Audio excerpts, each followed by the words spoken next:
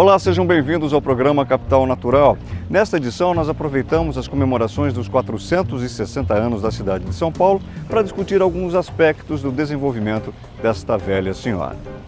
Como a cidade chegou ao ponto em que está em termos de desenvolvimento urbano? Para onde está indo? Para onde deveria ir? Vamos discutir este assunto, tão quente quanto o próprio verão, com o arquiteto urbanista Carlos Leite. Ele é especialista em desenvolvimento urbano sustentável e cidades inteligentes. Fomos conversar com os jornalistas Sabrina Duran e Fabrício Muriana. Eles são autores de uma série de reportagens independentes chamada A Arquitetura da Gentrificação, que discute exatamente o impacto da expansão urbana de São Paulo sobre as populações atingidas. Será que esse processo de expansão está sendo conduzido de maneira adequada? Para além dos aspectos ideológicos, vamos exibir casos que trazem desafios para se concretizar um planejamento urbano inteligente e sustentável para uma cidade com as proporções de São Paulo. São desafios que, em menor escala, se repetem em outras cidades brasileiras.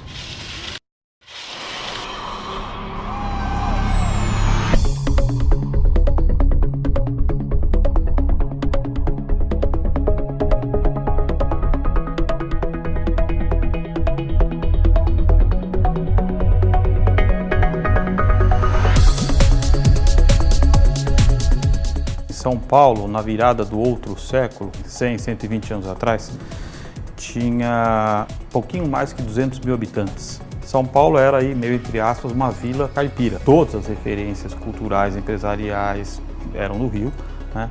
E hoje, né, São Paulo é o que é, né? Assim, ainda é, né, a máquina locomotiva do Brasil, né, o principal PIB, fonte da riqueza, principais universidades, capital humano, população, densidade, tudo, né? São Paulo é uma potência, né? Quarta, quinta maior cidade do mundo. Então, assim, o que eu estou querendo dizer? Em 120 anos, São Paulo emergiu, explodiu, né? Desta pequena vila caipira, né? Motivo aí de chacota, de piada dos cariocas, para virar uma potência, quinta maior, quarta maior cidade do planeta. Da mesma maneira que São Paulo emergiu como oportunidade, né, e trouxe migrantes e imigrantes, carro-chefe da economia, industrialização, universidade, oportunidade, PIB, mercado financeiro, ela trouxe junto uma explosão não planejada do seu crescimento do território. Quase todos os grandes e graves problemas que a gente vê hoje na cidade se explica muito por causa disso. Pouquíssimas cidades do mundo tiveram um crescimento tão dramático em um século apenas, o século XX. Isso aí é um crescimento de mais de 27.000% no tamanho da população e mais de 40.000% no tamanho do território, né, da mancha urbana.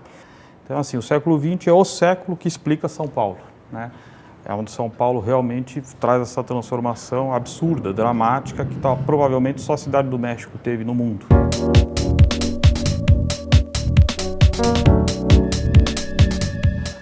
Uma das grandes lições hoje que todos nós no mundo aprendemos, aí, todos que estudam um pouco cidades, é de que não existe solução mágica. Os nossos gestores têm um pouco essa vontade, cada vez que eles chegam lá, ou até um pouco antes, durante as campanhas, eles inventam um monte de bolas de cristal e soluções mágicas. Quando a gente olha aí pelo mundo afora, né, procura exemplos de cidades que têm se reinventado, que souberam se reinventar, é um fluxo contínuo de ações bem planejadas, com planejamento estratégico, visão de futuro, com ações que vão desde a reativação aí da dimensão local, da rua, da calçada, são ações a curto prazo, até ações que sempre serão de longo prazo na gestão de uma cidade, né? Principalmente de transporte de massa e tal. Mas as cidades são assim, são como nós, né? São organismos vivos, né? Elas adoecem e se a gente cuida, se a gente medica, elas voltam à vida, né? E se a gente não cuida, elas vão ficando cada vez mais necrosadas. O doente, ele se recupera. São Paulo e as nossas grandes cidades brasileiras, todas elas podem se reinventar, podem ser mais sustentáveis no sentido amplo da palavra, economicamente, ambientalmente, né? Uma cidade mais qualificada para as pessoas. Se a gente fizer, acho que as nossas lições de casa, que são várias, e pertencem a todo mundo, a toda a sociedade. São Paulo hoje tem todos os ingredientes para ser uma das cidades mais interessantes neste século, né? Tem capital humano para isso, né? Tem pujança para isso, né? Em todos os sentidos, na cidade formal e na cidade informal, né? inclusive nos territórios informais, que São Paulo são muito grandes e tem muita coisa interessante também acontecendo, Heliópolis, Paraisópolis, as grandes favelas, os grandes territórios informais de São Paulo. Mas acontece muita coisa, muita inovação, muitas práticas criativas, muito microplanejamento, muita reinvenção sendo feita pelas pessoas, né, que eu acho que merece um olhar muito atento. Mas São Paulo precisa superar alguns gargalos, né, para que esse potencial de emergência realmente exploda, né, de uma maneira mais qualificante para todo mundo que vive na cidade. Então as mudanças, assim, os gargalos maiores, eles não são fáceis, mas eles têm que ser iniciados. Nesse sentido, eu sou otimista. Acho que a pauta, né, por uma cidade com a mobilidade mais justa, mais equânime, que sai um pouco do carro, né, que foi uma onipresença aí no século XX, ela finalmente chegou nas nossas cidades, coisa que na Europa já está há muito tempo sendo pautado e feito, né? O povo foi para as ruas, né? E tem uma fala muito paradigmática, né? Que país é esse, né? Que é a 8ª maior economia do mundo, né? Portanto, muito rico, muito capital, e num outro nível completamente descolado deste, cidades muito desqualificadas para as pessoas. As pessoas não estão vivendo bem, não conseguem se locomover, não tem serviços funcionando direito, né? Então, como é que essas duas coisas estão tão descoladas, né? E deveriam estar mais acopladas, né? Então, essa é uma outra coisa que eu tenho falado bastante também, assim, as cidades, elas precisam de inteligência territorial, né? Elas precisam, né, fazer com que essa dinâmica do século XXI encontre um desenho urbano, um desenho de cidade também do século XXI. Quer ver? Vou te dar um exemplo, né, que é o mais dramático no Brasil, que é o Rio de Janeiro. 2 milhões de pessoas todo dia de manhã, no período da manhã, saem da Grande Rio, né, para ir trabalhar no centro do Rio. 2 milhões de pessoas numa cidade de 5 milhões, ou numa região metropolitana de quase 10 milhões. Né? É muita gente. Então isso é uma deseconomia, isso é um desserviço, isso é um desconforto urbano gigantesco que se reflete em mobilidade super difícil, que poderia se resolver com uma maior inteligência do uso do território. Né? Eu tive num debate no Rio ano passado e falei, o Rio de Janeiro inteiro deveria se copacabanizar. Né? Por quê? Porque Copacabana você tem isto, né? Uma cidade multifuncional e mais compacta. Né? Vários tipos de moradia, num lugar que você tem serviços, comércios, lazer, etc. Se todos os bairros, se todas as regiões do Rio fossem um pouco isso, né? A necessidade de deslocamento nosso do dia a dia seria menor. São Paulo não é tão dramático, que é um pouco mais esparramado e mais complexo, mas também tem muito isso, né? Então, assim, os distritos centrais, Sé e República, juntos, ofertam 153 vagas de trabalho para cada pessoa que mora neles. A Zona Leste, que é a mais populosa da cidade, tem milhões de pessoas trabalhando e pouco trabalho. Portanto, milhões de pessoas saindo daqui para vir trabalhar no centro. Se você resolve isso de alguma maneira, você ataca no coração da questão da mobilidade sem necessariamente ter que investir 1 quilômetro de transporte público. Né? Então, assim, essas questões no século XX elas não estavam colocadas, né? Elas não estavam sendo pensadas, não estavam sendo feitas. Né? Então, essa é a lição de casa que a gente tem que fazer e é possível, várias cidades do mundo estão fazendo. Vamos ao nosso primeiro intervalo. Na volta, nós continuamos falando sobre desenvolvimento urbano. E sem abrir mão da visão otimista e abrangente que Carlos Leite nos oferece, vamos procurar aproximar o nosso olhar para entender, no calor das ruas, como o atual modelo de desenvolvimento das cidades afeta a vida dos seus cidadãos. Fique com as notícias do dia no Band News. Até já!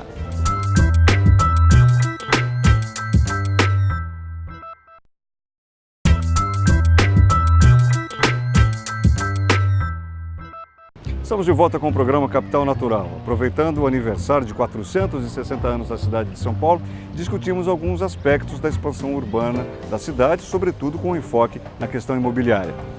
Quais os principais desafios para que uma cidade como São Paulo mude de rumo com relação ao seu planejamento urbano e territorial e se torne uma cidade mais inteligente e acolhedora para seus habitantes?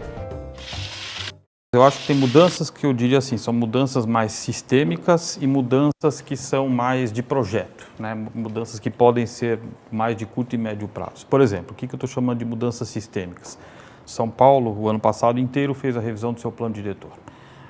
Então, nós estamos submetendo à Câmara uma lei, que é a maneira com que a gente ocupa a cidade, as normas. Como é que a gente deve organizar o território?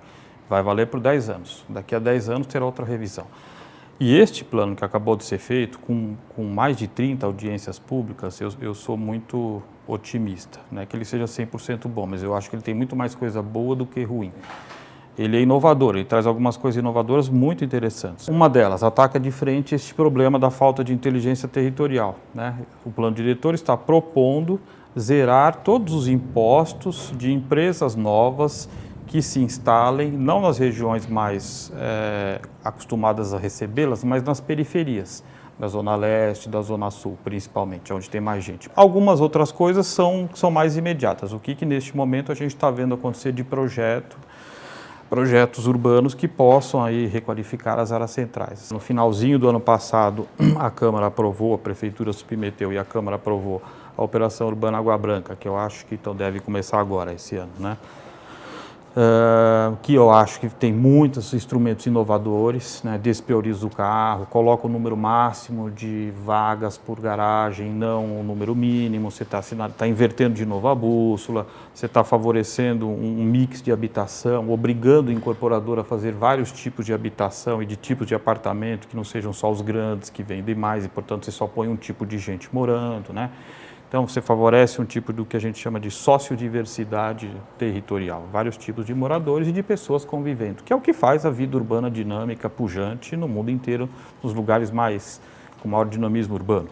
É possível o poder público liderar uma intervenção de grande porte. Hoje em dia, as parcerias, as PPPs fazem parte, né, de tudo na nossa sociedade, portanto, PPPs urbanas, se elas forem feitas de maneira correta, honesta e transparente, eu acho que é um ganho para todo mundo, requalificam os espaços, isso no mundo inteiro tem sido feito. A conversa com o Carlos Leite está muito boa, eu sei disso, mas São Paulo não seria São Paulo sem alguma polêmica, ou sem muita, ou sem diversas, sem milhões de opiniões sobre um mesmo tema. Por isso aproximamos um pouco mais o nosso olhar desse complexo assunto que é a expansão urbana e imobiliária da cidade. A PPP aí da moradia no centro, foi lançado ano passado, ela sinaliza coisas interessantes. É a primeira vez que a gente tem uma PPP, por exemplo, para fazer moradia popular na área central. É uma possibilidade interessante de trazer moradia de caráter social e classe média baixa nas áreas mais centrais da cidade. Eu sou a Rosana, moro aqui na área central do Bom Retiro e faço parte de um decreto de desapropriação da área central, onde falam que a minha casa é um galpão e estavam querendo desapropriar. Como eles dizem, não existe vida nessa região. Existem várias moradias, não é só a minha, existe todo isso daqui é uma vila e existe ainda casas lá fora. Então quer dizer que aqui tem vida e bastante. Eu já tenho uma estrutura, já faço parte disso, né? Quer dizer, sempre trabalhei no bairro, meu filho estuda no bairro, trabalha no bairro e hoje em dia eles não se preocuparam com isso, né? Eles se preocuparam que tem gente que precisa fazer parte disso, mas eles esqueceram que as pessoas que moram aqui já fazem parte disso. O centro é o lugar democrático por excelência, assim, porque aqui tem todas as classes sociais, tem toda a infraestrutura, tem tudo que você precisa para... É de fato uma cidade onde não há, digamos, exclusão. Será que não existem formas de criar uma cidade de fato para as pessoas e que seja habitável, que seja justa e que seja democrática? Claro que existem 1 milhão de formas. No centro, as operações urbanas elas não são de grandes projetos porque a cidade está construída, não tem quase território vazio. Então você tem que muito mais dar instrumentos para que os imóveis hoje que estão no centro e que não estão sendo totalmente utilizados, eles se retrofitam, de alguma maneira eles se renovem e sejam atrativos para que as pessoas os ocupem de volta. Só que esses projetos eles são absolutamente contraditórios em relação à proposta original. No caso da PPP, a contradição mais gritante é que, com a desculpa de construir 20 mil habitações, 20 mil unidades habitacionais, eles vão desalojar milhares de pessoas, né? Havia mais de 900 imóveis e terrenos para serem desapropriados no decreto. Mais de 85% desses imóveis estavam ocupados. Então a PPP vem como uma associação de capital privado junto com o governo para definir as intervenções na cidade. Obviamente que no fim das contas a definição se dá por uma ordem do capital privado, não por uma ordem da população. As operações urbanas de São Paulo, até o momento, elas foram de sucesso muito mais financeiro para o mercado imobiliário, para os incorporadores, do que urbanístico. A parceria privada tem que aparecer, óbvio, então tem que ser atrativa para o mercado, né, tem que ter ganho, mas tem que ser interessante urbanisticamente. A sociedade tem que ver uma cidade se transformar naquele pedaço de cidade e ver o ganho, né? A gente tem uma questão histórica, patrimonialista, que nunca foi feita reforma agrária, as reformas de base nunca foram feitas no Brasil. Agora, isso está explodindo no solo da cidade, que é a questão fundiária. Você tem uma lei que define, que protege a propriedade privada, mas no centro a gente tem áreas muito picotadas. A ocupação do centro foi muito caótica. E isso hoje é um limite, no fim das contas, para o mercado imobiliário, para o mercado de construção. Porque para você conseguir fazer uma intervenção nos moldes que eles fazem, que são de obras grandes, para vender projetos mais caros, você precisa comprar quadras inteiras. Aí você compra a casa A, B, C, a D não vende, a E vende. Aí fica uma questão ali no meio que você não consegue resolver. Então, como que você faz isso? Com desapropriação massiva. Então, você tem que criar mecanismos, instrumentos de fazer isto funcionar. Né? Não tem, urbanisticamente dizendo, não tem cabimento você ter uma área central de uma cidade onde você tem todas as infraestruturas, você tem toda a rede, o lugar melhor dotado de rede de transporte, de mobilidade, de equipamentos públicos, sociais, tudo. Né? Porque é ali que a cidade começou. Né? E ela está pouco habitada. Você tem patrimônio construído e não tem densidade habitacional, tem imóvel vazio.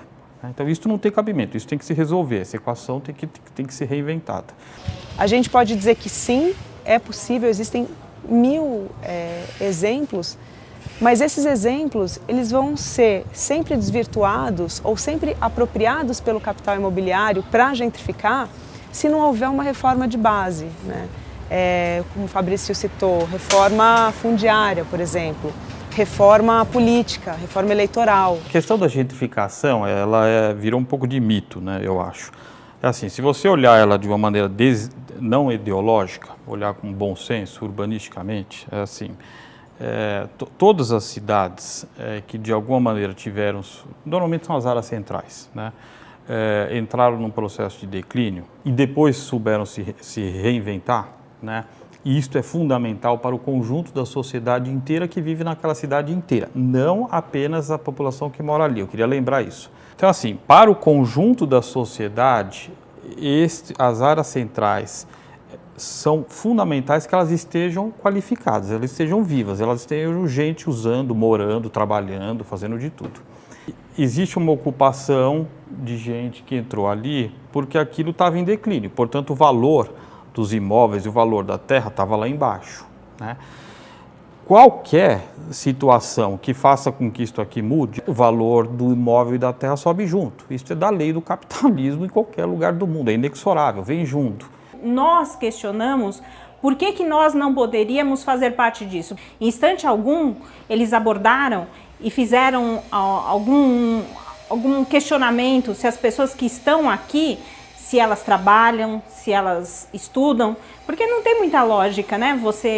Se você mora aqui, provavelmente você estuda aqui, então quer dizer, você já faz parte desse núcleo, né? Então simplesmente eles querem nos tirar e colocar outras pessoas. Nós conseguimos revogar esse decreto, mas na própria revogação eles colocam que eles vão usar outras estratégias num próximo decreto. Então dá a impressão que a gente assim teve um fôlego, mas que isso não terminou. Eles querem desapropriar, mas eles não deram a chance nenhuma da gente colocar aqui. Nem a forma de pagamento, nem vamos supor, o que eles alegam ainda, existe uma depreciação porque nosso imóvel é antigo. Então, quer dizer, eles deixam bem claro que a gente não vai ter condição com o que pagam pra gente, da gente continuar na região. Né? Então, quer dizer, é um rolo compressor em cima da gente. O que você tem, obviamente, é que pensar junto da equação, junto da transformação, junto do projeto urbano, onde é que essas pessoas vão ficar, onde é que elas vão morar. Algum processo de gentrificação, que no fundo é expulsão da população local, isso sempre ocorrerá, né? Não tem jeito, porque a coisa se valorizou, né? Ninguém é contra a evolução da cidade, mas assim, o que nós queremos é uma participação. Nós queremos fazer parte disso, nós queremos evoluir junto com a cidade e não ser excluído. Muitas vezes as pessoas acham que São Paulo está esse caos porque não tem planejamento. Tem planejamento, tem muito planejamento das empreiteiras e das instituições financeiras. Isso é muito claro, assim. Mais da metade dos financiamentos de campanha vem das empreiteiras. E os políticos, eles precisam pagar essa dívida de campanha, que é uma dívida milionária. Esse pagamento é feito no corpo da cidade, né? Com túneis bilionários, com pontes, com obras de infraestrutura que definitivamente não compensam o impacto, né, os gastos. E, claro, com projetos urbanísticos que, em tese, servem para melhorar a cidade, servem para democratizar a cidade, só que o efeito é absolutamente contrário. O que se vê são expulsões, violência contra a população de menor renda, pessoas em situação vulnerável e, claro, uma vinda de uma classe de renda mais alta para ocupar esses novos espaços. É parceria público-privada, mas não existe a participação. Então, o que a gente sempre brigou é por um quarto P. É participação pública-privada, que aí é o que nós entramos, né? Nós estaríamos participando dessa evolução da cidade e não sendo excluído.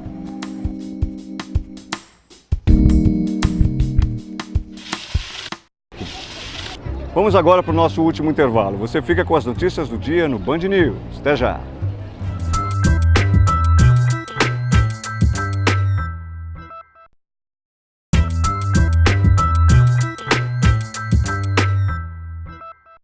Estamos de volta com o programa Capital Natural, que nessa edição aproveita as comemorações dos 460 anos da cidade de São Paulo para discutir alguns aspectos do desenvolvimento da cidade.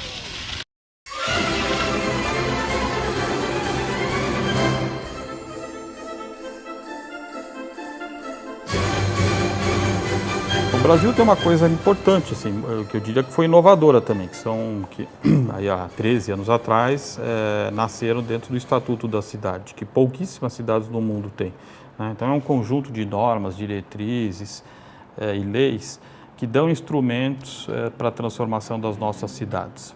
O que acontece é que nessa pouco mais de uma década, elas pouco foram concretizadas com as boas intenções que tinham quando foram feitas, né? Mas elas são instrumentos poderosos, que eu acho que agora só as nossas cidades estão começando a usar. O que eu acho, de novo, é que as nossas cidades precisam ter instrumentos que estão basicamente nos planos diretores, e quase todas as cidades brasileiras estão revendo nesses anos aqui os seus planos diretores, portanto, eles são instrumentos poderosos, que cabem ao poder público dar o ordenamento do território, né? E o mercado imobiliário, ele é um agente de mercado como qualquer outro setor, né? Que tem que se encaixar nas regras, né? O mercado atua. Se a instrumentação, que é sempre pública, deixa livre, ou é mais, vamos dizer, vai mais permissiva ou mais corrosiva no sentido da corrupção, o mercado entra. É que nem um balde de água que você derrama, ele ocupa, né? Se tem fresta, ele entra.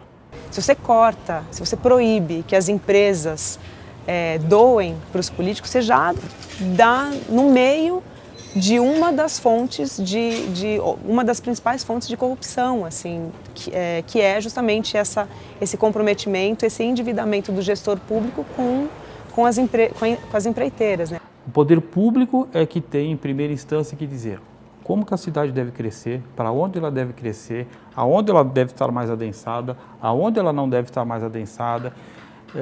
Por isso que eu volto a dizer, esses instrumentos que estão aqui na revisão do Plano Diretor de São Paulo, a maior cidade do Brasil, feita, eu acho que com muito critério, em mais de 30 audiências no ano passado inteiro, e que submeteu à Câmara agora, e de novo, está tendo um monte de debate e revisão, e que traz algumas inovações, eu acho que inclusive colocam maneira de aonde a cidade, para o mercado imobiliário, aonde a cidade quer que ela cresça e aonde ela não quer, né? E é isto mesmo, né?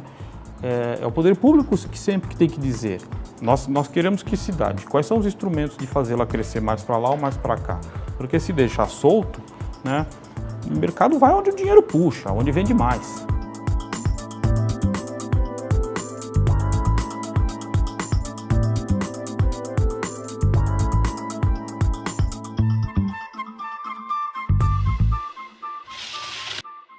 O programa Capital Natural fica por aqui. Eu quero agradecer as presenças conosco do arquiteto e urbanista Carlos Leite, ele que é especialista em desenvolvimento urbano. Agradeço também aos jornalistas Sabrina Duran e Fabrício Muriana e ainda a senhora Rosana Rocha Pinto, ela que preside a associação que representa os atingidos por desapropriações em São Paulo. Fique com a gente, conecte-se ao Capital Natural nas redes sociais. Eu sou Guto Abranches, até a nossa próxima edição.